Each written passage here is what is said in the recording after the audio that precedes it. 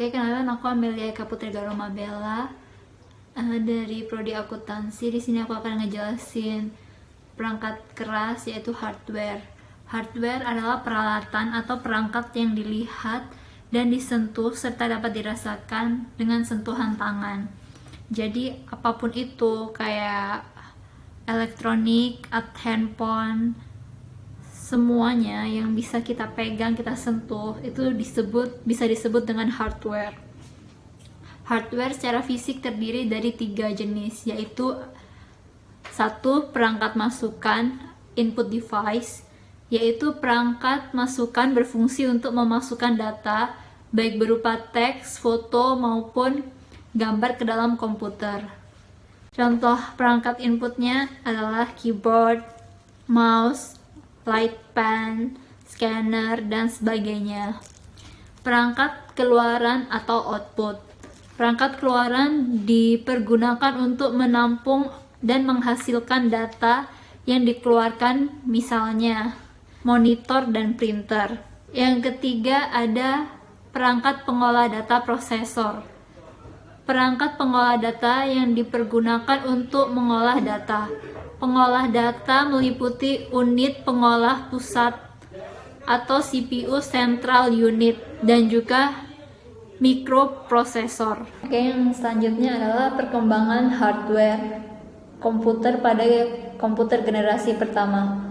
Generasi ini dimulai dengan dibuatnya sebuah mesin yang bernama ENIAC pada 5 Juni 1943 yang merupakan singkatan dari Electronic Numeric Integrator and Computer yang dibuat oleh kerjasama antara pemerintah Amerika dan Universitas Pennsylvania. Terdiri dari 18.000 tabung vakum, 70.000 resistor, 10.000 kapasitor, 75.000 relay dan saklar. Luas tempat lebih dari 500 meter persegi. Volume berat komputer ini lebih dari 30 ton dan mengkonsumsi daya sebesar 160 kW. ENIAC merupakan komputer digital pertama. Komputer ini dirancang oleh John Presper. Komputer generasi pertama memiliki karakteristik yang pertama, simpanannya kecil, prosesnya lambat, cepat panas, memerlukan pendingin, membutuhkan daya listrik yang besar, ukuran fisik komputer besar, memerlukan ruangan yang luas. Ini itu adalah contoh gambar dari komputer generasi yang pertama. Selanjutnya, komputer generasi kedua dibuat pada tahun 1959 sampai dengan 1964. Pada tahun 1948, penemuan transistor sangat mempengaruhi perkembangan komputer. Transistor menggantikan tabung vakum di televisi, radio, dan komputer. Akibatnya ukuran mesin-mesin elektrik berkurang sangat drastis. Transistor mulai digunakan dalam komputer pada tahun 1956. Penemuan lain berupa pengembangan memori inti magnetik membantu mengembangkan komputer generasi kedua yang lebih kecil, lebih cepat, lebih dapat diandalkan, dan lebih hemat. Berikut contoh transistor, kalian bisa lihat di gambar di atas ini ya. Mesin pertama yang memanfaatkan teknologi baru ini adalah superkomputer. IBM membuat superkomputer bernama Stretch dan Sperry Rand membuat komputer bernama LARC, Large. Komputer-komputer yang dikembangkan untuk laboratorium energi atom ini dapat menangani sejauh besar data yang sangat dibutuhkan oleh peneliti atom. Mesin tersebut sangat mahal dan cenderung terlalu kompleks untuk kebutuhan komputasi bisnis sehingga membatasi kepopulerannya. Komputer generasi kedua memiliki ciri-ciri satu, membutuhkan lebih sedikit daya listrik. Kedua, proses operasi sudah cepat, dapat memproses jutaan operasi per detik. Yang ketiga, ukuran fisik komputer lebih kecil dibandingkan komputer generasi yang pertama. Yang kelima, menggunakan simpanan luar magnetik tipe magnetic disk yang berbentuk removable disk atau DISPAC. Yang ketiga, kapasitas memori utama sudah cukup besar dengan pengembangan dari magnetic core storage dapat menyimpan puluhan ribu karakter. Komputer generasi ketiga dibuat pada tahun 1964 sampai dengan 1970. Walaupun transistor dalam banyak hal mampu mengungguli tabung vakum, namun transistor menghasilkan panas yang cukup besar yang dapat berpotensi merusak bagian-bagian internal komputer. Akhirnya ditemukan bahwa batu kuarsa menghilangkan masalah ini. Jack Kilby, seorang insinyur dari Texas Instruments, mengembangkan Integrated Circuit atau IC di tahun 1958. IC mengkombinasikan 3 komponen elektronik dalam sebuah piringan silikon kecil yang terbuat dari pasir kuarsa. Para ilmuwan kemudian berhasil memasukkan lebih banyak komponen-komponen ke dalam suatu chip tunggal yang disebut dengan semikonduktor. Kalian bisa lihat gambarnya di atas. Contohnya itu kayak gimana biar kalian ada bayangan dan bisa mengerti. Dan hasilnya komputer menjadi semakin kecil karena komponen-komponen dapat dipadatkan dalam chip. Kemajuan komputer generasi ketiga lainnya adalah penggunaan sistem operating system yang memungkinkan mesin untuk menjalankan berbagai program yang berbeda secara serentak dengan sebuah program utama yang memonitor dan mengkoordinasi memori komputer. Secara garis besar, ciri-ciri dari komputer generasi ketiga antara lain, secara garis besar, komputer pada generasi ketiga memiliki ciri-ciri: 1. Kapasitas memori komputer lebih besar, dapat menyimpan ratusan ribu karakter. Yang kedua, peningkatan dari softwarenya. Yang ketiga, menggunakan penyimpanan luar sifatnya random access atau dapat memasuk record data secara random, yaitu disk magnetik yang kapasitasnya besar. Yang keempat, menggunakan listrik lebih hemat dibandingkan komputer generasi sebelumnya. Yang kelima, memungkinkan untuk melakukan multiprocessing, yaitu dapat memproses sejumlah data dari sumber-sumber yang berbeda pada waktu yang bersamaan. Dan multiprogramming, yaitu dapat mengerjakan beberapa program sekaligus. Selanjutnya, komputer generasi keempat dibuat sejak tahun 1970. Setelah IC, tujuan pengembangan menjadi lebih jelas, yaitu untuk memperkecil ukuran sirkuit dan komponen-komponen elektrik. Large komponen-komponen elektrik LSI dapat memuat ratusan komponen. LIC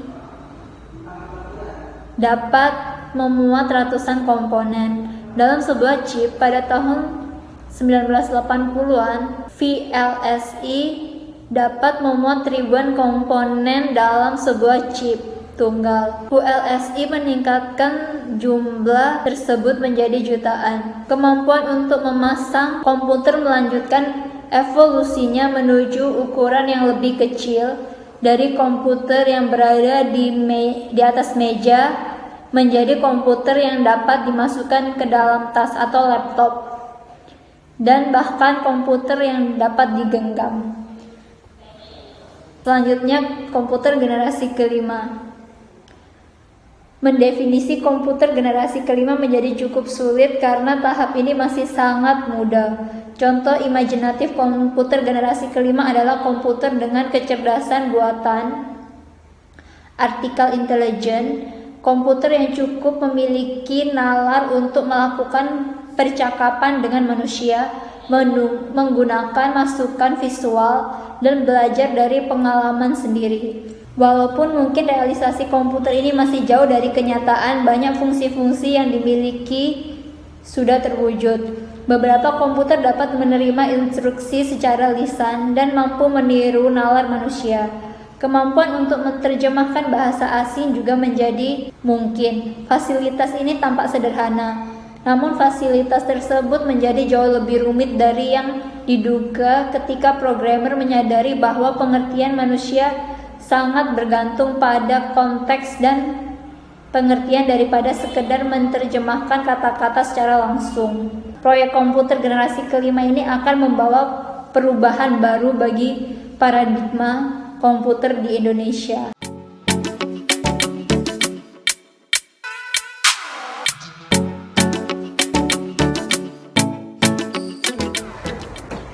Halo, namaku Siti Nurhaliza dari Prodi Akuntansi angkatan 2020-2021. Di sini aku akan ngejelasin tentang jenis-jenis komputer. Jenis komputer itu ada 3.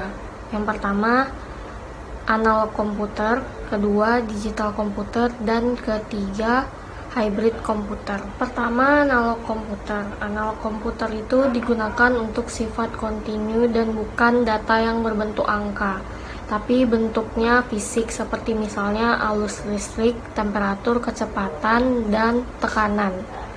Output dari komputer analog ini umumnya digunakan buat pengaturan atau pengontrolan mesin. Yang kedua ada digital komputer. Komputer analog diterima dalam bentuk kontinu. Kalau komputer digital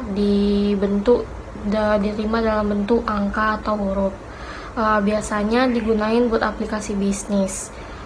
Keunggulan dari komputer digital ini proses datanya lebih tepat. Terus data penyimpanannya bisa selama dibutuhin oleh prosesnya. Terus dapat menggunakan operasi logika kayak membandingkan dua nilai untuk menentukan hasil. Yang ketiga, hybrid komputer itu dikhususin suatu komputer yang mampu menyelesaikan masalah lebih cepat dari komputer digital dan lebih tepat dari komputer analog. Selanjutnya ada jenis komputer berdasarkan penggunaannya. Yang pertama special purpose komputer dan yang kedua general purpose komputer. Pertama, special purpose komputer itu dirancang untuk menyelesaikan suatu masalah khusus yang biasanya berupa satu masalah aja. Komputer ini bisa berupa digital atau analog, tapi umumnya komputer analog. Special purpose komputer ini biasa digunain buat pengontrolan yang otomatis pada proses-proses industri seperti pabrik kimia, penyulingan minyak, pabrik baja, serta untuk tujuan militer. Yang kedua, general purpose komputer. Komputer ini dirancang untuk menyelesaikan bermacam-macam masalah, dapat digunakan untuk program sehari-hari yang menyelesaikan jenis permasalahan yang berbeda. Biasanya digunain untuk kayak aplikasi bisnis, teknik pendidikan, pengolahan kata, permainan, atau yang lainnya. Selanjutnya aku bakal ngejelasin tentang software. Apa itu software? Software itu adalah perangkat lunak yang biasa digunain sebagai penghubung antara perangkat keras sama pengguna komputer. Software itu merupakan sekumpulan data elektronik berupa program atau instruksi yang tersimpan dalam komputer untuk mengerjakan suatu perintah dari pengguna komputer secara digital. Selanjutnya, saya akan menerangin tentang perkembangan software. Perkembangan software dibagi menjadi 4 era. Yang pertama, era pionir, era stabil, dan era mikro, lalu era modern.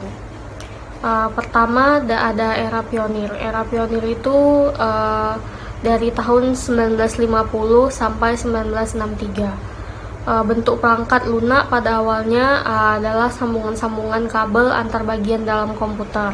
Lalu pada era ini penggunaan komputer masih dilakukan secara langsung, kayak sebuah program untuk mesin dan digunakan untuk tujuan tertentu. Penggunaan komputer dilakukan secara langsung dan hasil yang selesai dikerjakan berupa printout. Lalu proses yang dilakukan di dalam komputer masih berupa basis instruksi yang diproses secara beruntutan. Yang kedua ada periode stabil atau era stabil dari tahun 1963 sampai dengan 1980. Pada era stabil, penggunaan komputer sudah cukup untuk meluas dan banyak digunakan di berbagai kalangan. Juga perusahaan perangkat di era ini mulai banyak bermunculan. Lalu baris-baris perintah perangkat lunak yang dijalankan oleh komputer ini dilakukan secara serentak atau multitasking. Terus satu perangkat lunak digunain sama banyak user atau multi-user, dan juga secara tepat atau langsung atau real time. Yang ketiga ada periode mikro dari tahun 1980 sampai 1990. Perangkat lunak di era ini dibedain menjadi perangkat lunak sistem yang bertugas menangani internal dan perangkat lunak aplikasi yang digunakan secara langsung oleh penggunanya untuk keperluan tertentu. Lalu otomatisasinya yang ada di dalam perangkat lunak mengarah ke suatu jenis kecerdasan buatan. Yang terakhir ada periode modern atau era modern. Di periode modern, perangkat lunak atau software terdapat hampir di semua perangkat elektronik. Semua perangkat memiliki software yang saling terhubung. Terus pembuatan sebuah perangkat lunak bukan lagi pekerjaan segelintir orang, tetapi telah menjadi pekerjaan banyak orang dan beberapa tahapan proses yang melibatkan berbagai disiplin ilmu yang dalam perancangannya. Terus tingkat kecerdasannya ditunjukkan oleh perangkat lunak pun semakin meningkat. Selain permasalahan teknis, perangkat lunak sekarang mulai bisa mengenal suatu suara dan gambar. Selanjutnya ada klasifikasi perangkat lunak. Yang pertama ada perangkat lunak sistem dan perangkat lunak aplikasi. Perangkat lunak sistem yaitu perangkat lunak yang khusus berkaitan dengan hardware sistem komputer. Lalu kalau perangkat lunak aplikasi umumnya digunakan untuk mengolah data. Perangkat lunak sistem ada 3 jenis. Pertama, sistem operasi, bahasa pemrograman, dan sistem utility. Sistem operasi itu adalah software yang pertama kali dijalankan untuk mengatur seluruh proses, menerjemahkan masukan, mengatur proses internal, dan mengatur penggunaan memori. Contohnya operasi sistem kayak Windows, Apple System, Unix, DOS, atau Linux. Kedua ada bahasa pemrograman. Bahasa pemrograman merupakan perangkat lunak yang bertugas mengkonversikan arsitektur dan algoritma rancangan manusia. Kayak contohnya bahasa pemrograman BASIC, Pascal, Fortran, dan bahasa pemrograman C. Terus yang terakhir ada sistem utility. Sistem utility merupakan perangkat lunak sistem dengan fungsi tertentu, misalnya menjalankan hardware, menjalankan pemeriksaan hardware, memeriksa disket yang rusak, atau mengatur ulang isi hard disk. Contohnya hardware driver dan PC tools. Lalu kedua itu ada perangkat lunak aplikasi seperti pengolahan kata kayak Microsoft Word, WordStar, C Writer, terus kayak ada spreadsheet kayak Excel, WPS Office itu juga termasuk pengolahan kata sama spreadsheet ya. Lalu ada database management system kayak FoxPro, Access, atau DBase. Terus yang lalu ada multimedia kayak media player, VLC player, Windows player, atau Winamp. Terus juga ada aplikasi game.